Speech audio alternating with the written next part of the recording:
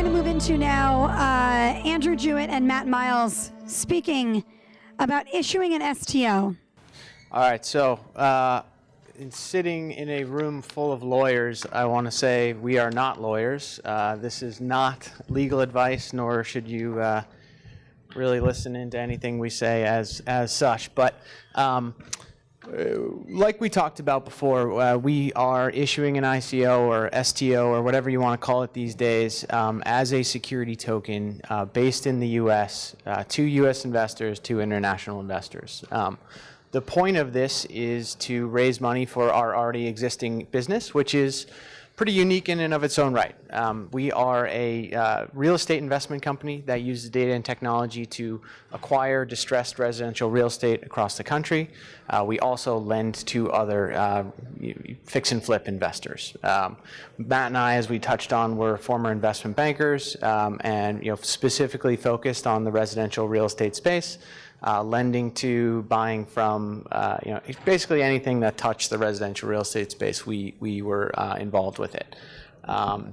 We started Aperture in 2016 to create our own company with the model of being one of the largest purchasers of distressed residential real estate across the country, and spent pretty much all of 2016 and 17 building our company. And so when we found out what was going on with ICOs and STOs and the whole crazy cryptocurrency world that was last summer, we saw an opportunity to bring our experience as former investment bankers to this space and kind of bring some of the best practices that we saw were lacking into that world. Because we truly do believe, and I want to get this out there, we believe in the power of the blockchain, and we believe that this is very early days in what's going to be the future of securities issuance for, specifically for assets, but I think for anything. We were talking about equity securities up here. Yeah, I just want to elaborate a little bit. Andrew and I, when we talk about STOs, kind of think about that from a standpoint of capital markets perspective, stock or asset backed, and obviously, the reality is, and we're not going to talk about this part of it. The reality is a lot of projects are, in fact, securities tokens.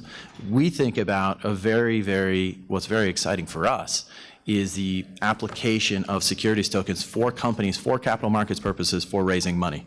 And so that's what was particularly appealing to us. When we started researching the market and we saw other kind of projects that claim to be real estate backed, for instance, I'll tell you that they are not.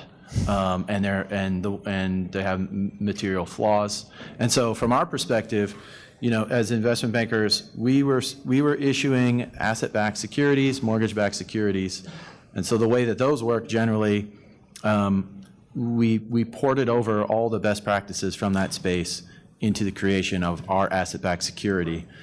And what was particularly appealing to us, kind of like, why are we doing this, right? So we're kind of getting a little ahead of ourselves, but just want to say one other thing is, we're not going to give you a pitch on Property Coin here. We actually wrote an article, which was kind of why we're up here, about our experience in issuing this and some of the problems and roadblocks and challenges that we had, and we hadn't heard anybody tell that story from a first-person perspective. So that's what this is for. We want to get it out there. We want to help further this industry. This isn't a pitch about Property Coin. If you want to talk about it, please come up to us and afterwards. But you want to go to the next slide? Yeah. So kind of like, as managers of a company. So as managers of a company that's seeking growth capital, why was this appealing? I'll tell you that. Obviously, there were big numbers being raised last year, and that's appealing to any company who has a product to sell. But as we kind of thought about the mechanics of what our securities token represents and the rights, and some of the benefits relative to other options, it was very attractive. Mainly that the token that you sell, if you're a company, is permanent capital and you keep it forever, right? However, it is not equity. And so as we got our heads around this, it was very, very interesting to us that basically what we have created was, I have to get into a little bit of the mechanics, but basically what we're doing is 100% of the net proceeds from the sale of Property Coin will be used to buy properties and loans in accordance with what our company does every day. And so in that sense, the coin is 100% asset backed. And so the coin holders have a right to receive all the profits generated from those assets, and we're one of the coin holders. So think about that. Whatever money we raise, we keep forever. We keep a share of the profits forever. We kept 100% of the equity of our company. That was super appealing to us. Yeah. And so, like we touched on a little bit before, our experience as investment bankers and issuers of securities in the past led us to say, we need to be innovative in this space, because otherwise somebody who, like Matt said, these asset-backed tokens run by technologists and people who don't have experience in operating real estate or securities issuances, they could potentially dictate and set the roadmap in a way that wasn't beneficial for what we saw as the future use case. So just to elaborate a little bit on some of these best practices, and this is our view, and other people may have a different view, but what we did is we set up a separate company. So we set up a special purpose entity, which is the token issuer, and all the money raised from the token sale is owned within that special purpose entity. It's separate and distinct from our own company. It has its own bank accounts. We are going to be providing investor reporting on a monthly basis, telling people what we've done with their money, how many assets it's invested in, what's the cash position, and then critically, one of the things that we think is really interesting relative to other kind of, if you think about Bitcoin and Ether, those type of projects, what's the market value? I mean, it's a matter of opinion, right? When you have an asset-backed coin, kind of like ours, we can tell everybody every month what the value of the assets owned per coin is. And so we think that that's something that maybe is very interesting from, to participants in the market. Right. Again, an old world commonplace thing is monthly reporting, and it's not done in the ICO world, or at least hasn't been done to date. So you want to talk about yeah, so the next thing is, this is a little bit more towards maybe anybody who's going to be an issuer, but what do you need to start? A lot of time and a lot of money. We started this project in July of 2017. We saw what happened with Tezos, and had some thoughts around, we're going to raise $200, $300 million because our project is backed by assets.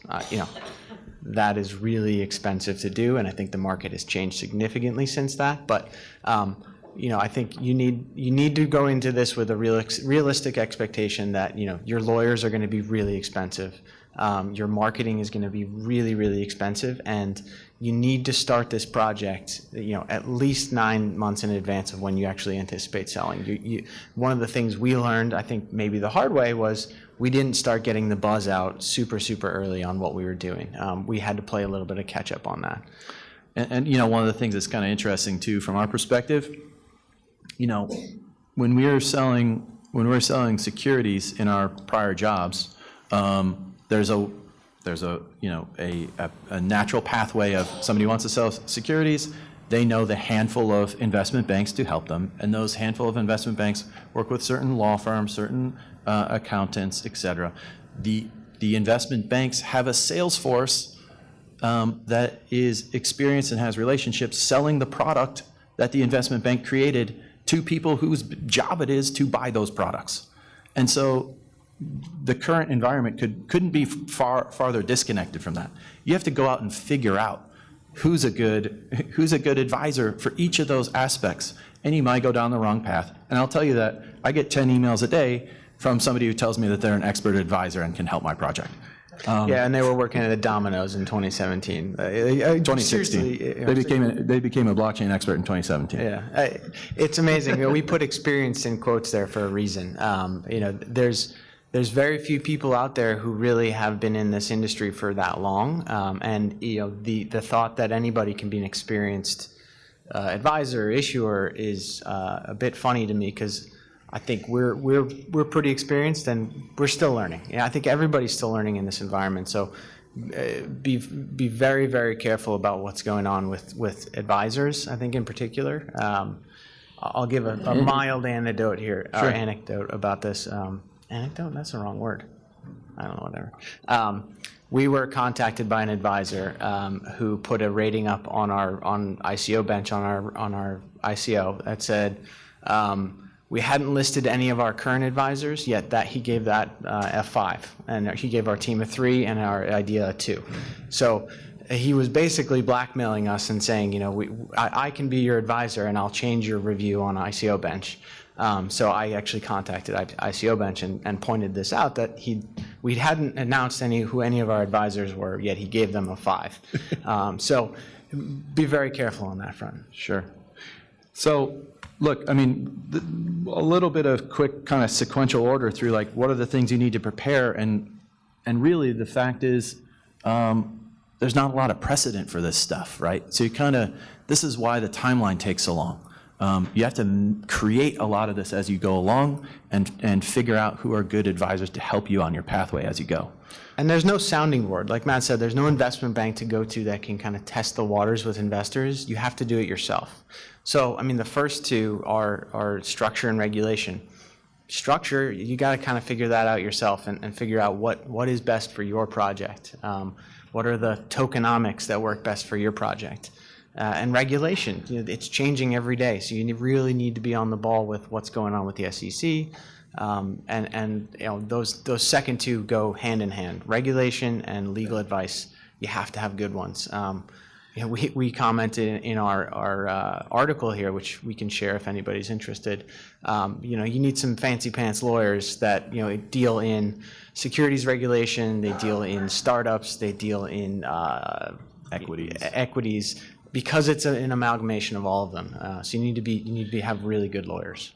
Yeah, and you know, and some of the things, I mean, you guys probably, you know, some of this might be obvious, but preparation of white paper. We also prepared a PPM. I don't know of another project that I can point to that has prepared a PPM, but that was, you know, that in our lawyers' view, that was a best practice, right? If you're going to issue something that, in our view, is certainly an investment security, looks a lot like equity, and we're selling that publicly, supposed to have a PPM. So we wrote that. And then, again, kind of, you know, that was also went along with a pre-sale agreement. So basically, when somebody buys tokens from us, it's under a pre-sale agreement because we have received advice not to deliver our tokens until the very conclusion of the total sale. So somebody sends us money today in exchange for signing an agreement and a promise that we will deliver them tokens at a future date. Right. And also you have to have a blockchain developer. So kind of like I was alluding on the last panel, you know, look, somebody who's issuing sale of equity or asset-backed securities, the blockchain process is very, very simplistic, and we built ours on Ethereum. So it literally is a record of who has sent us money, and that's it. And that's all it should be. But a lot of kind of people find that hard to understand. Yeah. There we go. So the next thing I touched on a little bit earlier was AML KYC. I think, frankly, I think this is where companies get burned, second to offering securities that aren't registered securities. If you take money from somebody who is not supposed to be giving you money, you're gonna get in a lot of trouble. You know, we have contracted with an outside party for both AML KYC, but also for investor accreditation checks. Those two things go hand in hand, and you know, it's a big process, and people don't like giving you their personal information. The point at which I mentioned in the last panel, the point at which people stop is giving us their social. They don't want to do that, and it's really, really important. But you're going to lose a lot of investors as a result of that. Yeah, and this kind of depends on what kind of company are you and where are you based, right? I mean, you can, if you want to participate in the global banking system, you have to complete AML KYC. And if you're a security token issuer in the United States, that's also something you have to do. Yeah. Maybe I'll skip forward on to banking relationships, Sure. Because you mentioned it. That's another thing. You should start that process early. We had the hardest time one of the hardest things we did in this process was getting a bank account. We had a $5 million credit facility from a regional bank here in California for one of our businesses, for our lending business, that completely unrelated to the crypto or property coin. When they found out that we were doing this ICO, they pulled our line. So $5 million walked out the door in credit facilities for us and put us in a really, really difficult position for that business. And that's because the bank didn't want to be associated with a customer that was doing a crypto offering, even though it was a completely separate legal entity. Right. Yeah. I mean, we experienced that when we were looking for assistance with marketing. We experienced that when we were talking to exchanges or attempting to talk to, the securities token exchanges, to get their assistance and collaboration on the project. So it took some time for us to finally reach someone who would hear the story, understand the story, and now, we're close to announcing several collaborations next week. But that was harder than you might expect. You wouldn't think that you call a person whose job it is to provide services for the thing you're trying to do, and yet they might never call you back. Yeah.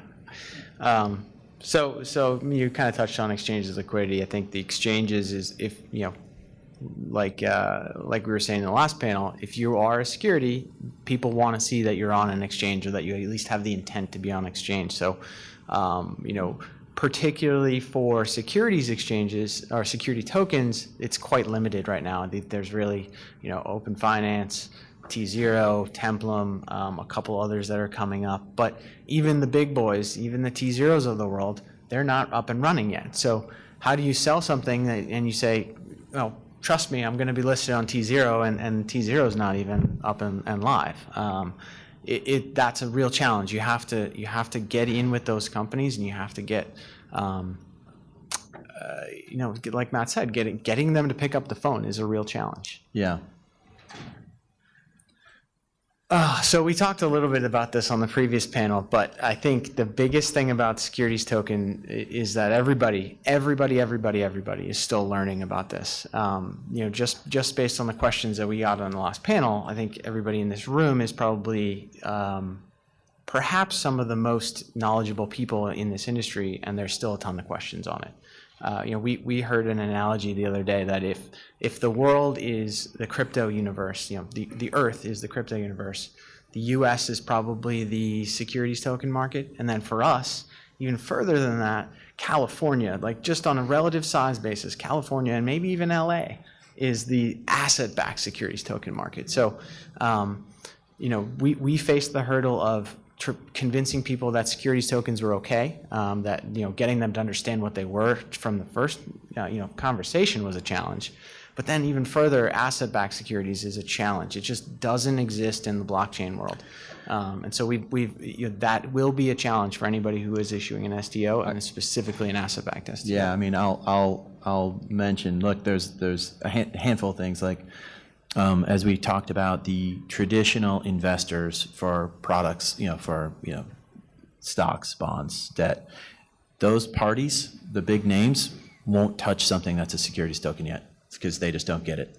That might be a year plus off. The crypto, it's one of the things when we started this process, we made a list of, let's make a list of all the crypto investment funds that we can find. And we spent, we had a team of people spend days doing this, email addresses, multiple, social media accounts, websites, et cetera. And we peppered these people, we mailed them things. Those people they don't get it. They don't want to engage with securities tokens because for them, I think it's a new thing. They don't quite understand. And so we kind of, at this early stage, find lack of institutional investor participants, even though, from our standpoint, even though we have a product that's supposed to be right up the alley of an institutional investor, some of them are engaging, but the vast majority, it's not the right time yet. Yeah.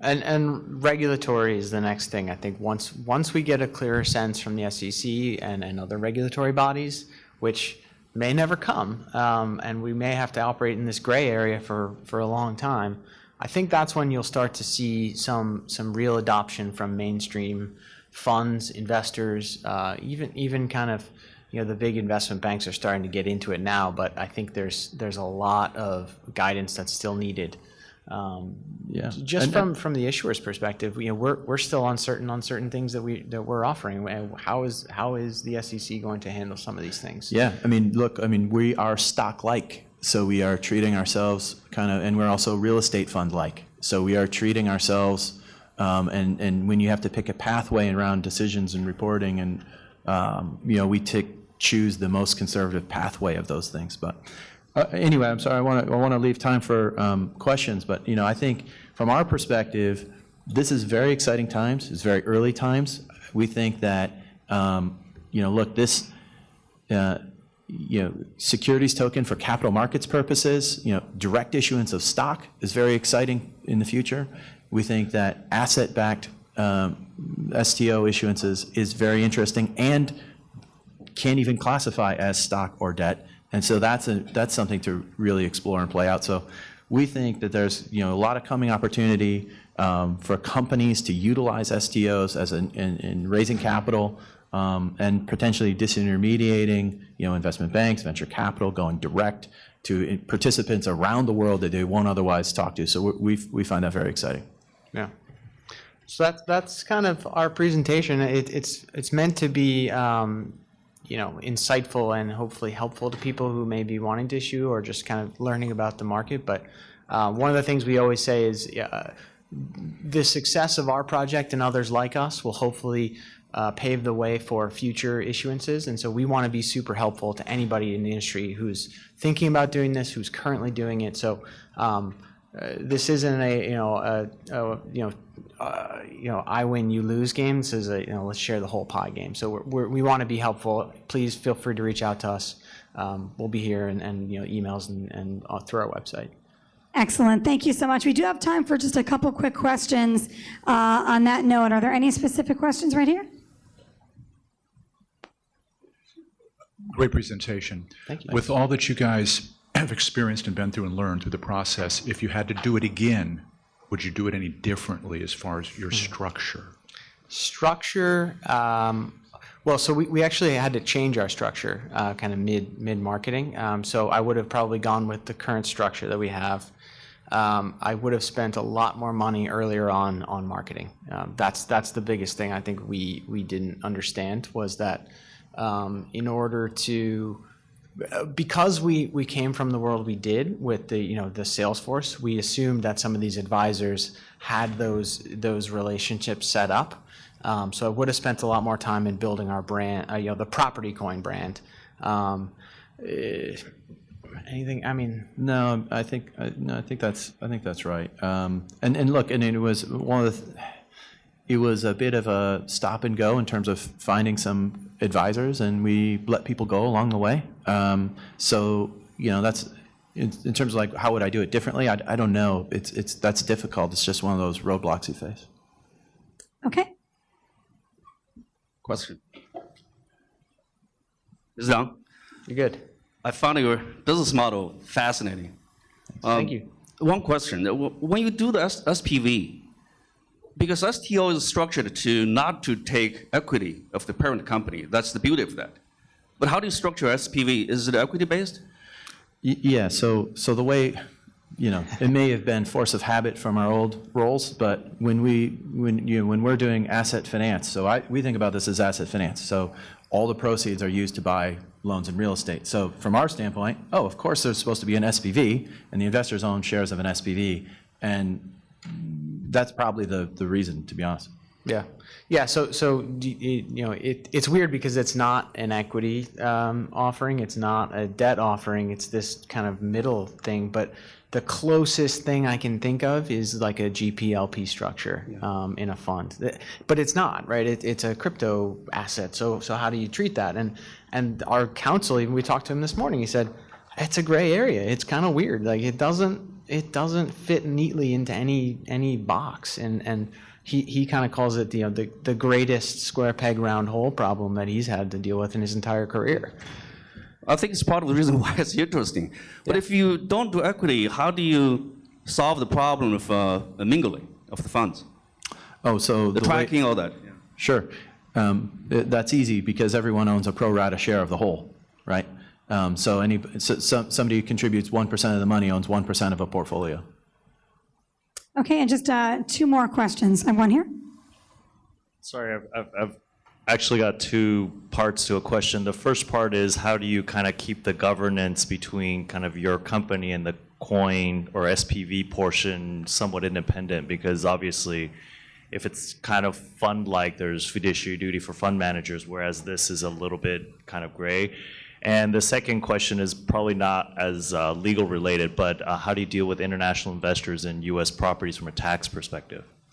I can handle both, or I can do one. So the first one is we are acting as a fund manager. So we've taken the most conservative route of this as, we have a fiduciary to that entity. We want to behave like, we're taking the most conservative path that we can on each one because we want this to be a long-term and hopefully permanent capital source for us, and we don't want to run afoul of any rules.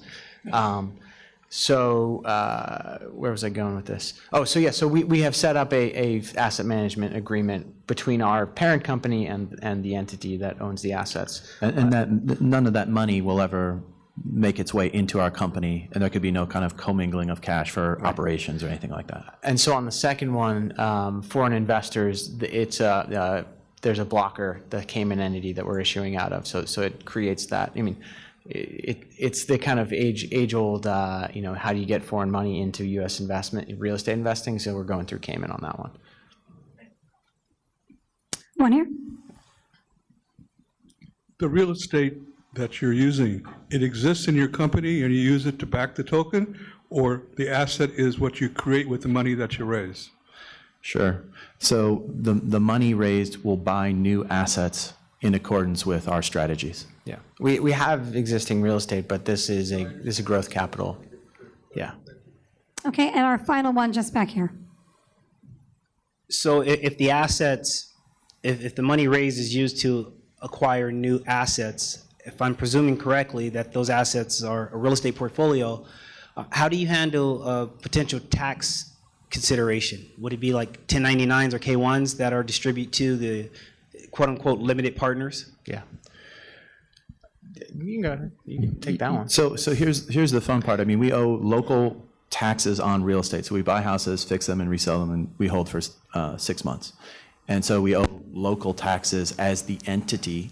And then the advice that we've received is that because of the, and we're not tax lawyers, but our fancy tax lawyers set this up, the tax implication for the owner of a coin, they're not equity owners, they don't get a K1. It should look like what happened, it should look like a capital gain, in the US would be a capital gain, buy price minus sell price. Yeah, sorry, I was thinking of a different structure we were talking about yesterday, but because we're not distributing, so we're not distributing profits. It's kind of like an accretion REIT. So when somebody sells it, if they bought it for $3 and they sell it for $6, that looks like a capital gain. So all of our profits are reinvested, because actually giving people dividends is a gigantic problem.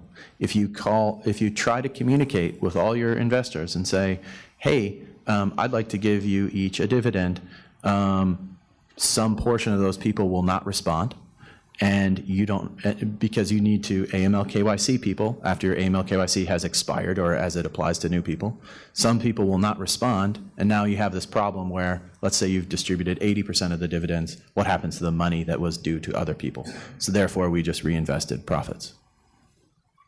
Excellent, and that is all of the time that we have for this particular discussion. Thank you so much, gentlemen. Thank you. Thank you.